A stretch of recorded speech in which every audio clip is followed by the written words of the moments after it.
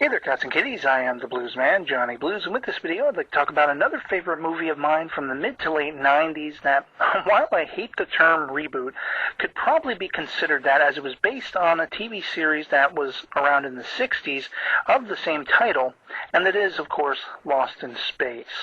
This movie came out at a perfect time for me. I had grown up being a fan of science fiction, Star Trek, Star Wars, Stargate, all these different kinds of things, Planet of the Apes, and I grew up watching reruns on both Nick at Night and I think TBS, one of the Turner stations that showed reruns in like the afternoon of the original 60s show. And while I found it charming and sometimes funny, it wasn't my favorite show in all of my fandoms and everything like that, but I could recognize some great tropes that it had, most notably the sort of character dynamics between the Dr. Smith character and Will Robinson, the young boy, because Dr. Smith was supposed to be sort of a villain character. He was very conniving and sheepish and trying to find ways to get, out of the situation or in command of the situation, always getting them into trouble and everything. And, of course, the epic robot with his danger, Will Robinson, danger, and all that kind of stuff.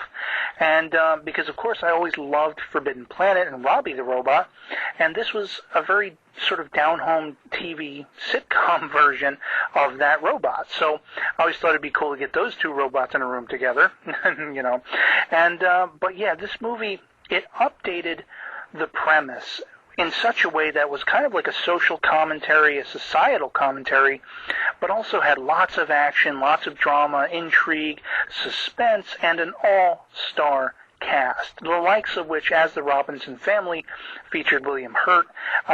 You had Mimi Rogers, Lacey Chabert, her one-liners, Heather Graham, and Jack Johnson rounding out the family, as well as Jared Harris playing an elder, Will Robinson, the youngest of the whole crew, because of some timey-wimey time travel goodness, as well as Matt LeBlanc, Gary Oldman playing Dr. Smith, and it was just absolutely a fantastic, coup as far as casting goes for that. The Robinson Family, they are building basically a ship that is meant to take them across space to the only other inhabitable world they can find, because we have completely exhausted Earth's resources in the not-too-distant future. I think it's 2060s, something like that.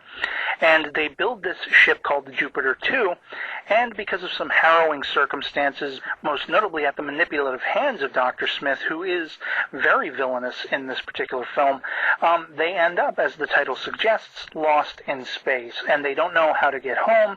And that was very much the premise of the original TV series. They were lost, they had no way to get home, no definitive way in any case, and I think maybe they did actually end up back on Earth in the past once, kind of like they did on Star Trek, but that was the premise of the show. They were forever lost and always coming upon these new aliens and these new worlds, and Dr. Smith would get them in trouble, and that kind of thing. But this movie did it in a very stylish, action, fast-paced kind of way that I just felt, like I say, it came out at the perfect time for me to just enjoy the way they did it. And I loved, being someone who had seen the original series, the little cameos of the original actors and actresses from the show, like June Lockhart and Mark Goddard, Marta Kristen, and Angela Cartwright. But most notably, the one who took the cake, because my favorite aspect of the original series, as I say, was that robot, was Dick Tufeld reprising the voice of the robot for this film. And the robot has 3 incarnations in this particular movie, which I found fascinating. There is the big, bulbous, sort of hulking first version, which is the one that Dr. Smith tries to configure to destroy the Jupiter 2 and kill the Robinson family. Unbeknownst to him, he's going to get caught on board the ship, so he has to put a stop to it later on. And this robot ends up getting destroyed because of these alien sort of spiders, and I'll leave it there in case you haven't seen the film.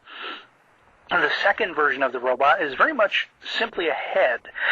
Will Robinson, the youngest of the family, who is very scientifically minded, he has a passion for invention. He actually successfully builds a machine that he believes can open a time portal in a sense, and that comes into play heavily toward the end of the film. Again, I won't spoil it for you if you haven't seen it.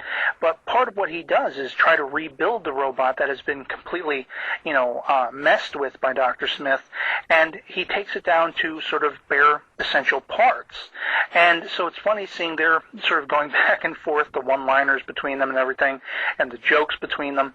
And then the third essential incarnation, because of that timey-wimey time travel stuff, is his later completed reworked robot, which is sort of an updated version of what you had in the 60s TV series, who is at first threatening, but then Will's own sort of willpower, if you will, no pun intended, controls the robot in the end, saving the day. And so it was just a really awesome movie, and I'd love to hear from you guys in the comments below if you've ever seen Lost in Space, the film, what you thought of it. I know that for everyone it is not necessarily their favorite film. Some people say it's a piece of crap and whatever like that, but it's going to stand the test of time as one of my all-time favorites.